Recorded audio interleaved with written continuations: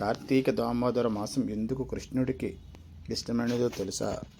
శ్రీ మహావిష్ణువుతో సమానమైన దేవుడు, గంగతో సమానమైన తీర్థం, కార్తీక మాసంతో సమానమైన మాసం లేదని అంటారు.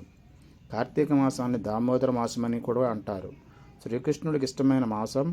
అసలు ఈ కార్తీక దామోదర మాసం ఎందుకు కృష్ణుడికి ఇష్టమైనదో తెలుసుకోవాలంటే ఈ కథ మొత్తం తెలుసుకోవలసిందే. ఓ రోజు కృష్ణుడు మజ్జిగ చెల్లుతున్న యశోదాదేవి వచ్చి ఆకలిస్తుందని చెప్పాడు. వెంటనే యశోదాదేవి ఆ పనిని ఆపి కృష్ణుడికి పాలిస్తుంది. తాను వంటగదిలో పొయ్యి వెలిగించి వచ్చిన విషయం గుర్తొచ్చి పాలు తాగి కృష్ణయ్యను కిందకి దింపి తాను వంటగదిలోకి వెళ్తుంది.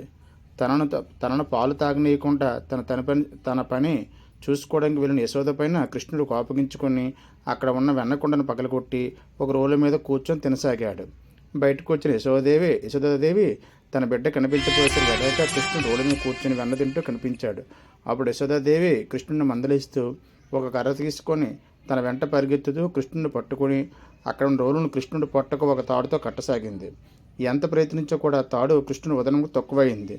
తన తల్లిదండ్రులను బంధించడానికి పడే కష్టాన్ని చూడలేని కన్నయ్య తన తల్లి దానివల్ల బాధపడకూడదని ఆ తాడు తన పొట్టకు సరిపోయేలాగా చేసుకుని కట్టించుకుంటాడు.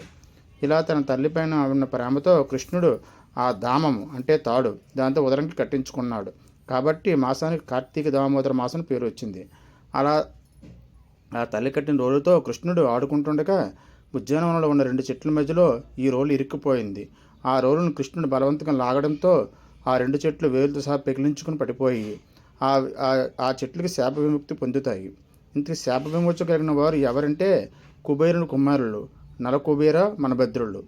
రాజభోగాలు అనుభవిస్తూ కొలంలో మద్యం సేవిస్తూ స్నానమాచేస్తుండగా అటు వెళ్తున్న నారద మునివర్యులని పట్టించుకోరు.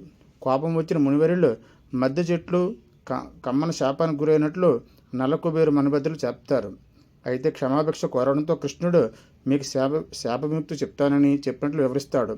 ఇలా అర్జున చెట్టుగా ఉన్న తమకు విముక్తిని ప్రసాదించి తమను దీవించాలని కృష్ణ భగవాన్ ఉద్దేశించి ఆ దామోదరాష్టకం గానం చేశారు.